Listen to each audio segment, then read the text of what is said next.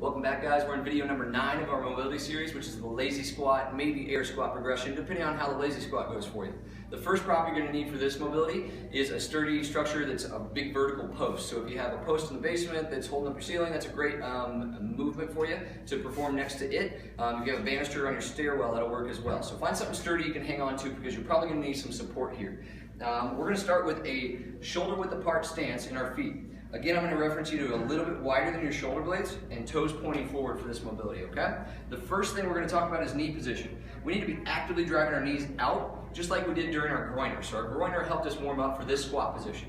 We're going to actively torque our feet into the ground like we're trying to turn dials on the ground with our shoes so that our knees are at least as wide as our ankle. As we lower down into our squat, we want to maintain that position with our knees by dropping our hips back and keeping our chest a bit forward. It's easier to see that if I turn from the side, so I'm going to do that. Also, if you need the post at this point to start getting into the bottom of this mobility, feel free to use it. Our feet are set shoulder width apart again, toes facing forward, knees actively torqued out, posture tall, and then I'm going to lean forward with my chest and back with my hips as I lower down into my best posture here.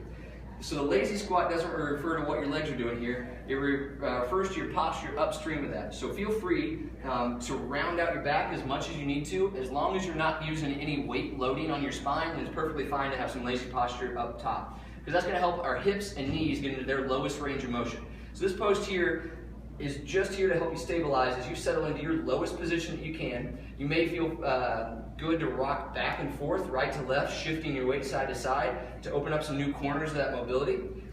And then once you've sat down there for about 15 to 20 seconds, we're gonna go up and down about 5 more times. So I'm using this post if I need it to help me keep my balance into this range of motion.